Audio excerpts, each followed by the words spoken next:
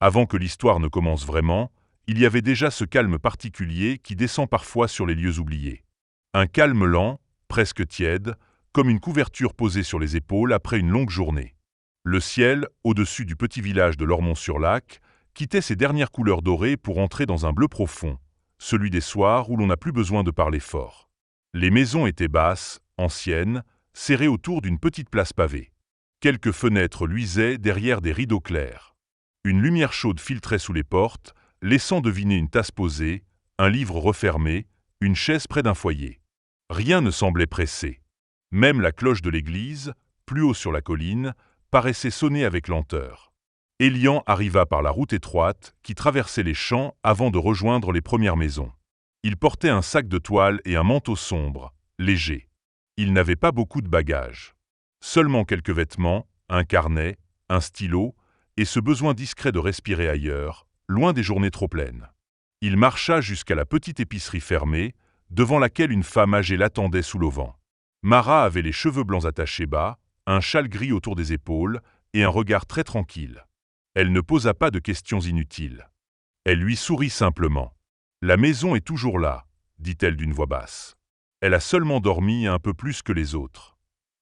Élian prit la clé qu'elle lui tendait. Elle était ancienne, longue, un peu froide dans sa paume. On y lisait encore, gravé à la main, « Maison du lac ». Autour d'eux, le village continuait de s'apaiser. On entendait, derrière les jardins, le froissement d'un volet que l'on fermait.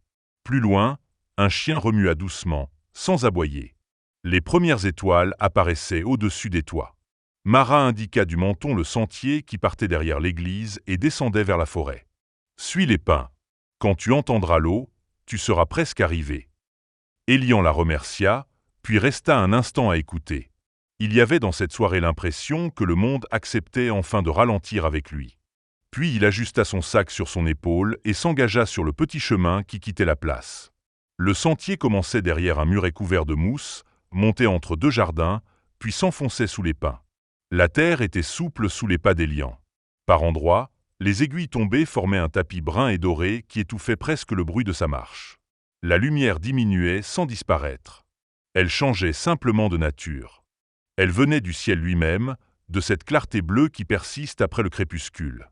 Le vent passait doucement dans les pins, comme une respiration régulière qui accompagnait son arrivée. Élian avançait lentement. Il n'avait aucune raison de se presser. De temps à autre, une fougère effleurait le bas de son manteau. Une odeur de résine, d'écorce et de terre humide montait autour de lui. Les grillons commençaient leur chant dans les herbes, discrets, continus, patients. Puis, entre deux rangées d'arbres, Élian entendit l'eau. D'abord, ce fut presque imperceptible. Un murmure lointain, régulier, si léger qu'il aurait pu le confondre avec le vent. Mais plus il descendait, plus ce son devenait clair. Le lac respirait derrière la forêt, dans un mouvement ancien qui continuait sans effort. Le sentier tourna doucement vers la gauche. Les arbres s'écartèrent. La brume apparut avant le lac, blanche et fine, posée à hauteur des roseaux. Elle ne cachait pas le paysage, elle l'adoucissait. Au-delà, l'eau reflétait les premières étoiles et une ligne pâle de lune. Rien ne bougeait vraiment, sauf les herbes et quelques rides lentes à la surface. C'est alors qu'Élian vit la maison. Elle se tenait un peu en retrait du lac, près d'un saule penché, comme si elle écoutait l'eau depuis des années. Son bois avait grisé par endroits, mais les lignes restaient simples et solides. Un petit perron menait à la porte principale. 2 fenêtres donnaient vers la rive, sombres encore. Le toit descendait bas, protecteur. Élian ralentit davantage. La clé reposait dans sa main, réchauffée maintenant par sa paume. Il sentit que la maison n'attendait pas qu'on la réveille brusquement. Elle demandait seulement qu'on approche avec douceur, comme on s'approche d'une personne endormie que l'on respecte. Le murmure du lac était plus proche. Le vent continuait de remuer les branches. Les grillons tissaient leur présence dans l'ombre. Élian traversa les derniers mètres du sentier, posa un pied sur la première marche du perron, puis un autre, tandis que la vieille clé glissait lentement entre ses doigts vers la serrure. La vieille clé glissa lentement entre ses doigts vers la serrure, puis entra sans résistance, comme si elle reconnaissait encore le chemin qu'elle devait prendre. Élian tourna le poignet avec douceur. Le mécanisme répondit par un léger déclic, discret, presque poli, et la porte s'ouvrit sur une obscurité calme. Il ne poussa pas tout de suite plus loin. Il resta un instant sur le seuil, laissant l'air de la maison venir jusqu'à lui. Une odeur de bois ancien, de poussière fine et de linge longtemps plié se mêla à la fraîcheur du lac derrière lui.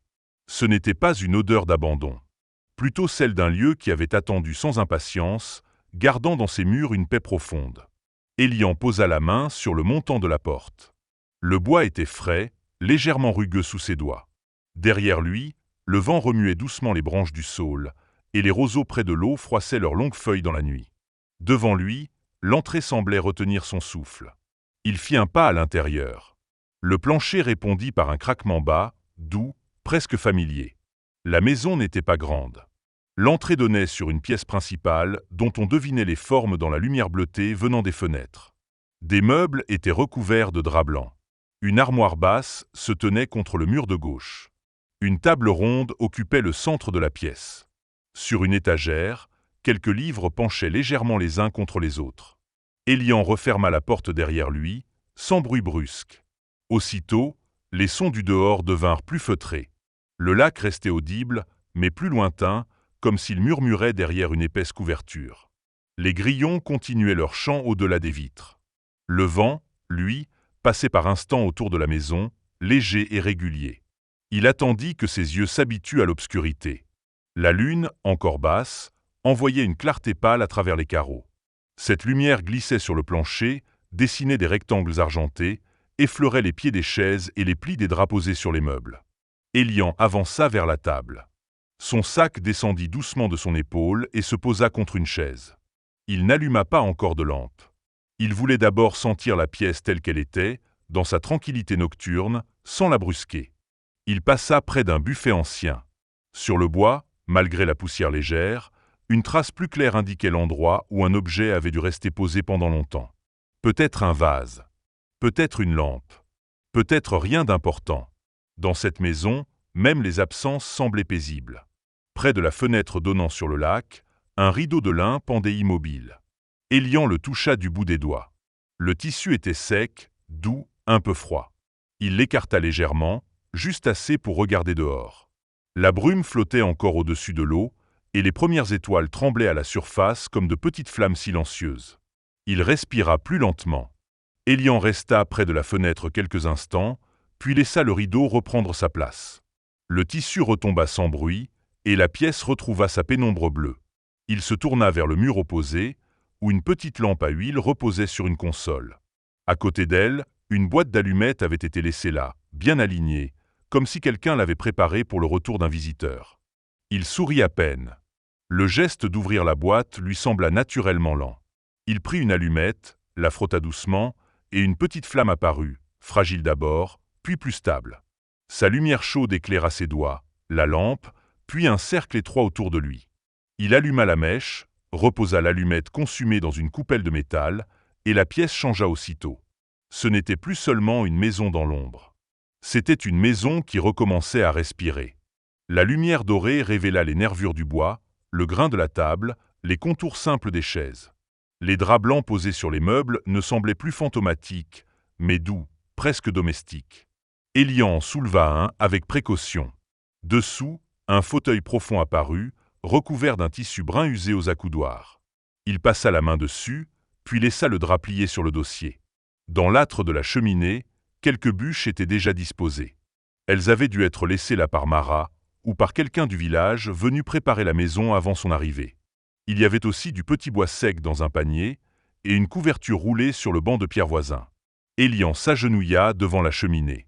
Il prit son temps. Il plaça une brindille, puis une autre, arrangea légèrement les bûches, approcha la lampe, puis utilisa une nouvelle allumette. La flamme saisit d'abord les morceaux les plus fins. Un filet de fumée monta, hésita, puis disparut dans le conduit. Peu à peu, un feu très doux prit vie. Le bois commença à crépiter faiblement. Ce son s'ajouta aux autres, sans les couvrir. Dehors, le lac murmurait contre la rive. Les grillons chantaient dans les herbes. Le vent effleurait les pins. À l'intérieur, le feu donnait une pulsation lente, chaude, rassurante. Élian s'assit sur le banc de pierre, près de l'âtre. Il tendit les mains vers la chaleur naissante. Son visage, éclairé d'un côté par la flamme, semblait perdre peu à peu la fatigue du voyage. Il ne pensait pas vraiment. Il laissait simplement les choses exister autour de lui. La maison se réchauffait doucement. Le bois du plancher, les murs, les meubles couverts, la table ronde, les vitres tournées vers le lac, tout semblait retrouver une présence tranquille. Il n'y avait rien à réparer dans l'instant. Rien à comprendre. Seulement une pièce ancienne qui reprenait vie à la lueur d'un feu bas. Élian baissa les yeux vers le panier de bois, puis vers la couverture roulée près de lui. Il la prit lentement, la déroula sur ses genoux, et tandis que la chaleur montait autour de ses mains, son regard glissa vers une étagère près de la fenêtre, où plusieurs carnets sombres attendaient dans la lumière tremblante. Son regard glissa vers une étagère près de la fenêtre, où plusieurs carnets sombres attendaient dans la lumière tremblante. Élian ne se leva pas tout de suite. Il laissa d'abord la chaleur de la couverture s'installer sur ses jambes, tandis que le feu continuait de prendre, lentement, sans éclat brusque. Les flammes restaient basses, calmes, comme si elles connaissaient déjà le rythme de la maison. Dehors, le lac murmurait contre la rive.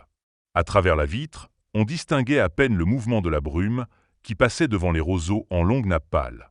Le vent faisait doucement bouger les branches du saule et leur ombre glissait parfois sur le carreau, légère comme une respiration. Élian finit par se lever. Il garda la couverture sur ses épaules, non par froid, mais parce que ce geste lui donnait une impression de lenteur. Il marcha vers l'étagère. Le plancher craqua sous ses pas avec une douceur ancienne. Rien dans ce son ne dérangeait le silence. Au contraire, chaque craquement semblait rappeler que la maison était faite pour être habitée, traversée, écoutée. Sur l'étagère, les livres étaient rangés sans ordre strict.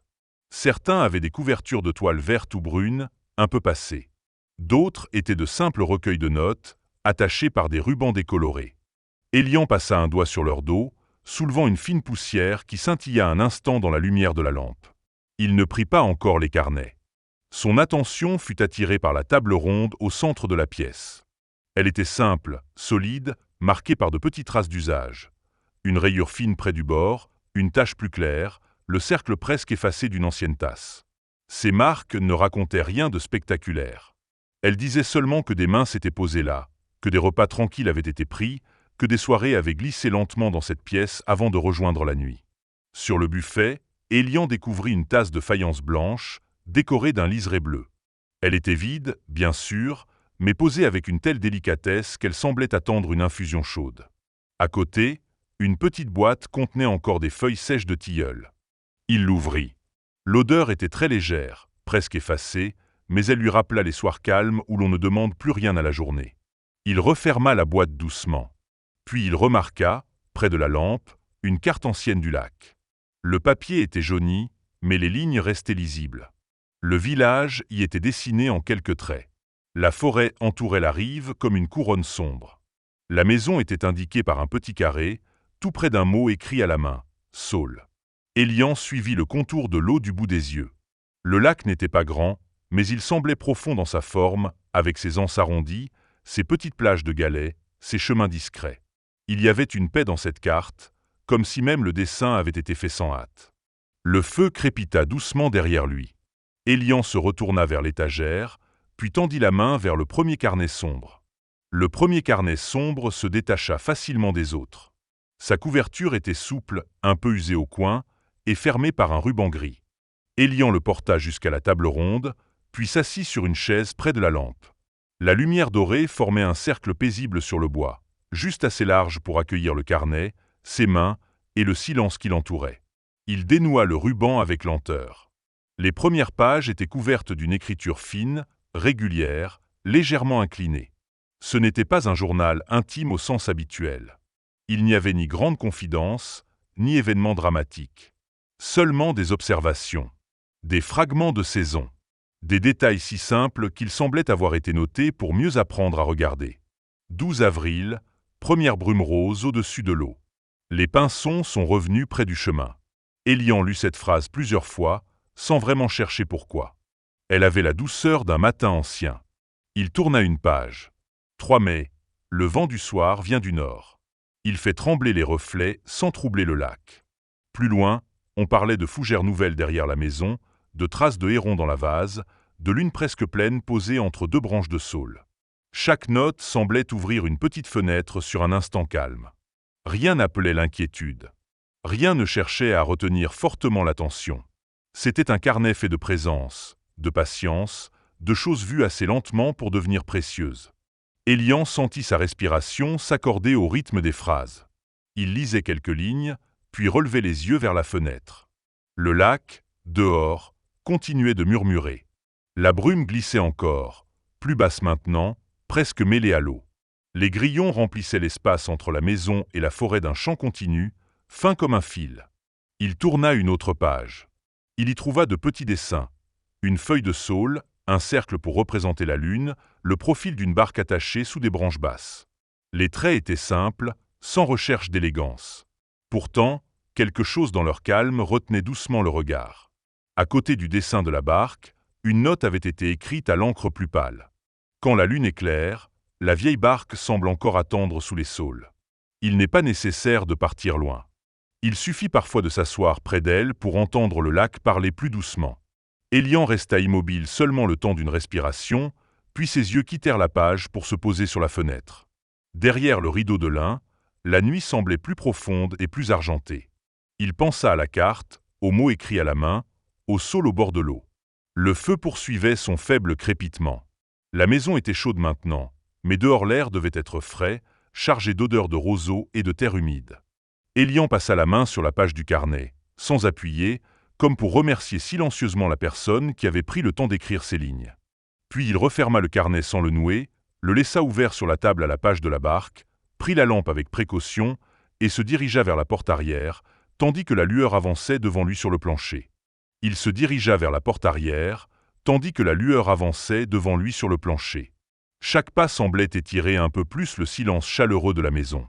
La couverture avait glissé de ses épaules et reposait maintenant sur le dossier du fauteuil, près du feu. Élian ne l'avait pas reprise. Il savait que l'air dehors serait plus frais, mais cette fraîcheur faisait partie de l'appel tranquille de la nuit. La porte arrière se trouvait au bout d'un petit couloir étroit, dont les murs étaient décorés de cadres simples. Dans la lumière de la lampe, il distingua quelques dessins anciens. Le lac vu depuis la rive, la silhouette de la maison sous la neige, un bouquet de roseaux posé dans un vase. Rien n'était parfaitement aligné, mais tout avait cette douceur des lieux qui n'ont jamais eu besoin d'être impeccables pour être aimés. Élian posa la main sur la poignée. Le métal était froid. Il ouvrit doucement. L'air de la nuit entra aussitôt, léger, humide, parfumé de feuilles, de mousse et d'eau calme. Il ne s'engouffra pas dans la maison.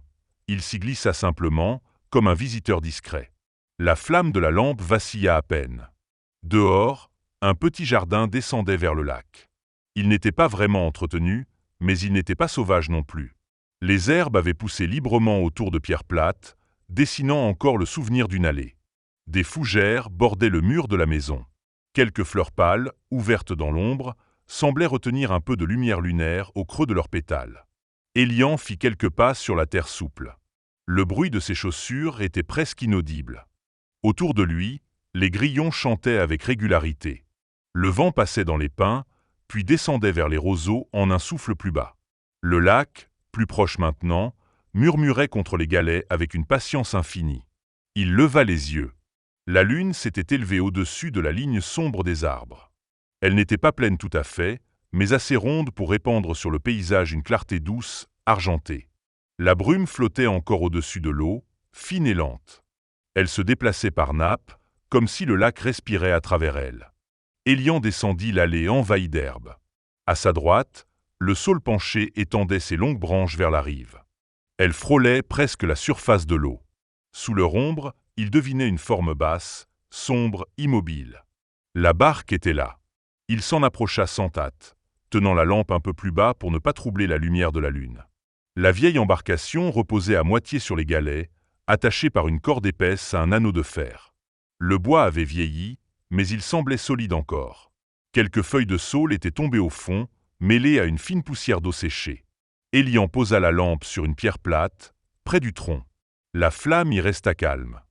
Autour d'elle, la nuit continuait son mouvement lent. La nuit continuait son mouvement lent, et Élian se pencha légèrement vers la vieille barque. Il ne chercha pas à la détacher. La note du carnet lui revint en mémoire avec une clarté paisible. Il n'était pas nécessaire de partir loin. Il suffisait parfois de s'asseoir près d'elle. Alors il s'assit sur une pierre large, polie par les saisons, à quelques pas de l'eau. La pierre gardait encore la fraîcheur de la nuit, mais elle n'était pas désagréable. Elle semblait stable, ancienne, posée là depuis toujours pour ceux qui viendraient écouter le lac. Devant lui, l'eau s'étendait dans une immobilité vivante. Rien n'était parfaitement fixe. De petites rides passaient parfois à la surface, venues d'un souffle léger ou du déplacement invisible d'un poisson. Chaque ride attrapait un reflet d'étoile, l'étirait, puis le rendait au ciel en silence. Le saule remuait doucement au-dessus de lui. Ses feuilles longues frémissaient les unes contre les autres, produisant un son presque liquide, plus doux encore que le vent dans les pins. Plus loin, sur l'autre rive, la forêt formait une masse sombre et rassurante. Elle ne cachait rien. Elle veillait simplement, immobile, autour du lac. Élian posa une main sur le bord de la barque.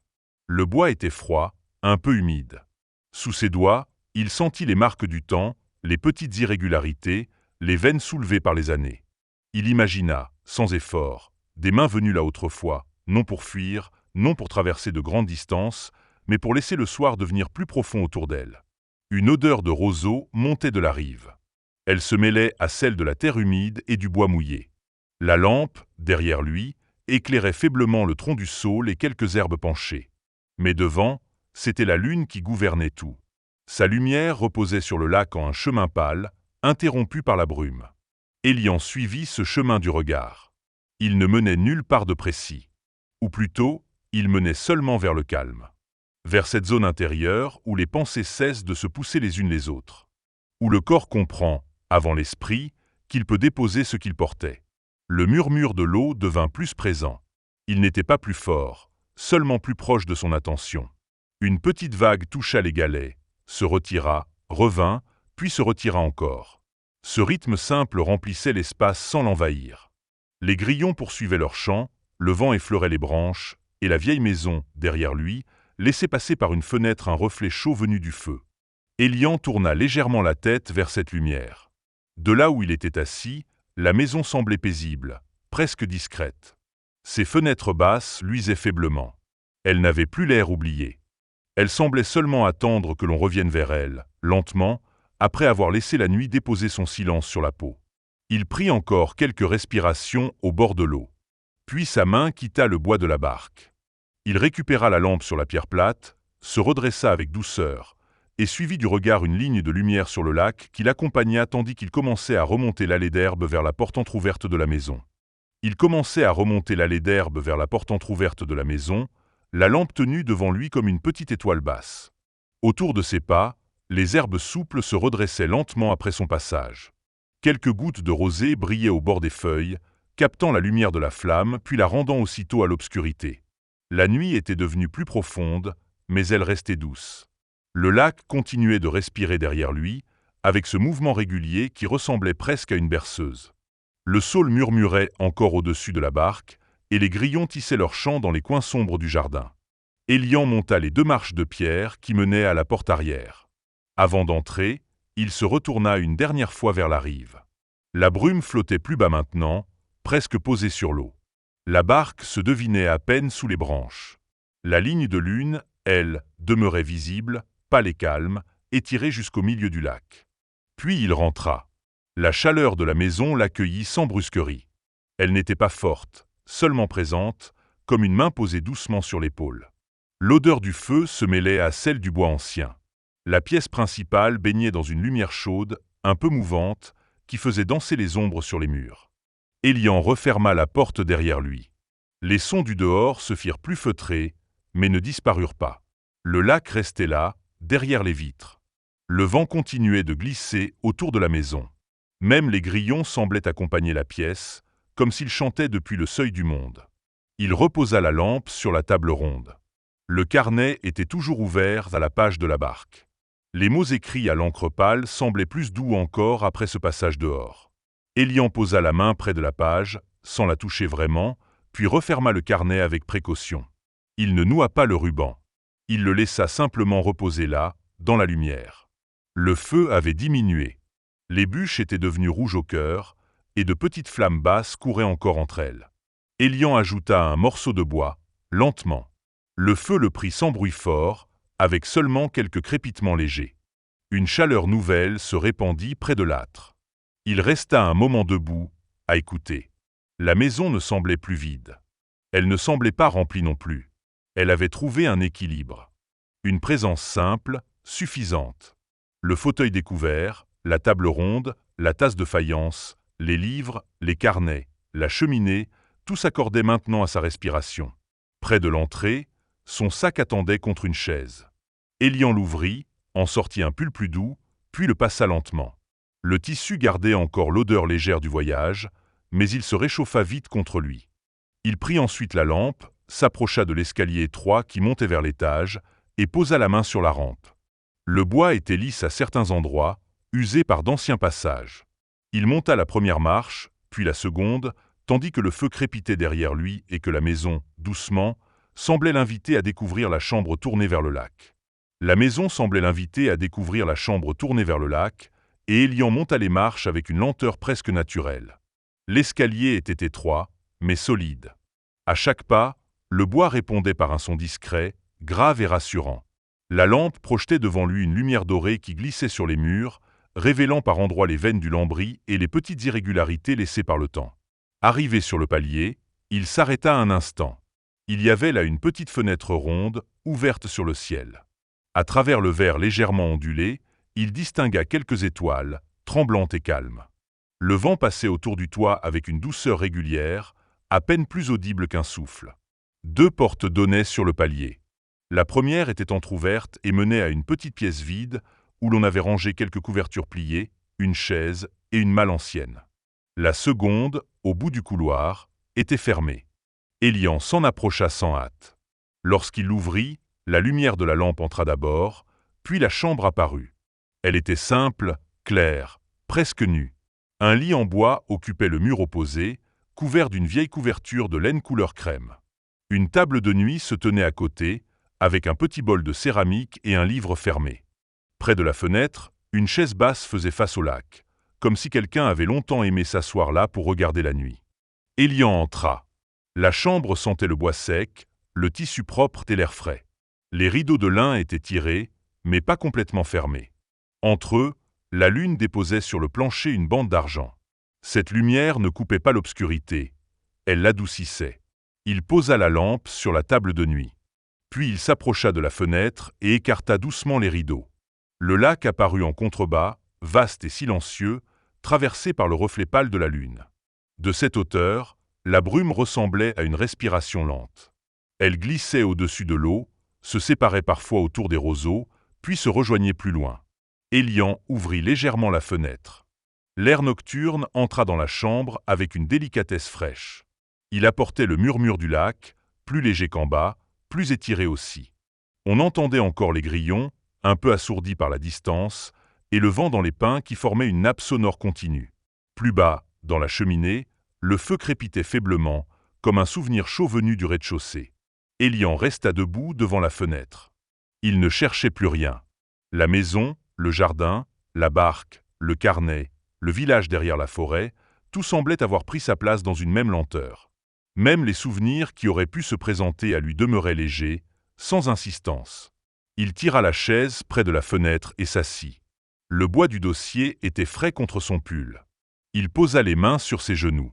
Dehors, une petite ride traversa la surface du lac, attrapa le reflet d'une étoile, puis disparut dans l'ombre douce.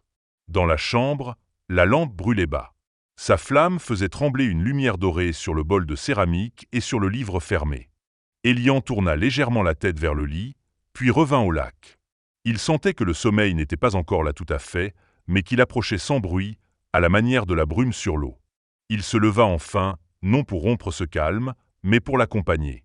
Il retira lentement ses chaussures, les plaça près de la chaise, puis passa une main sur la couverture du lit. La laine était douce, un peu lourde, rassurante. Il s'assit au bord du matelas, la fenêtre entr'ouverte devant lui, tandis que les sons de la nuit entraient doucement dans la chambre et continuaient de se poser autour de lui. Les sons de la nuit entraient doucement dans la chambre et continuaient de se poser autour de lui. Elian resta assis au bord du lit, sans chercher à faire autre chose.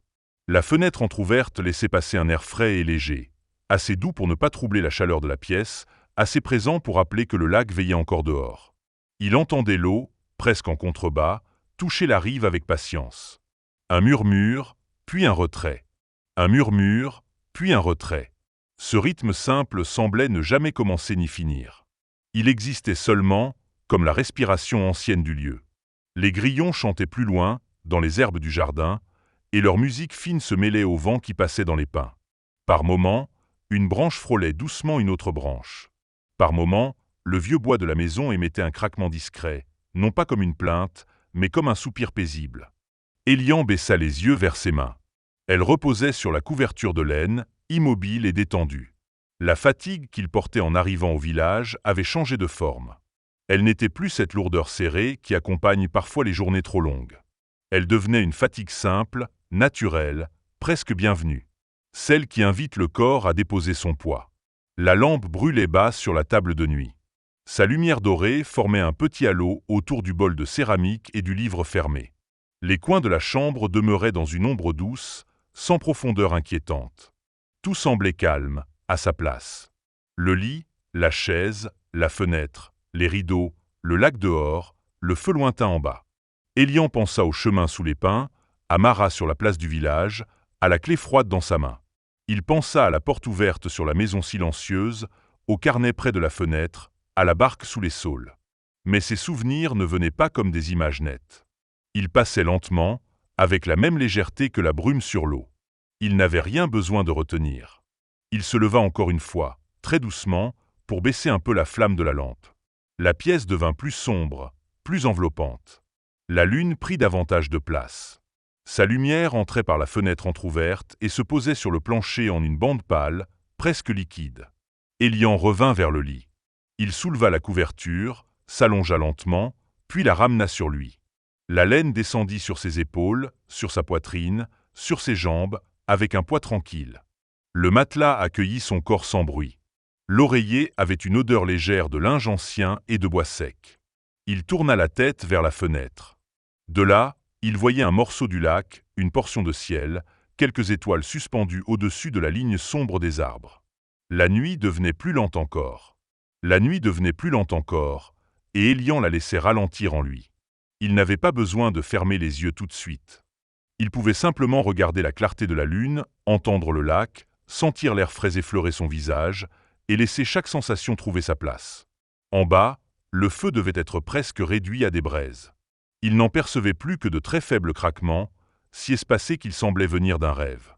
Le bois chaud de la maison gardait cette chaleur discrète, comme si les murs eux-mêmes avaient absorbé la douceur du foyer pour la rendre lentement à la chambre. Dehors, la brume continuait son mouvement au-dessus de l'eau.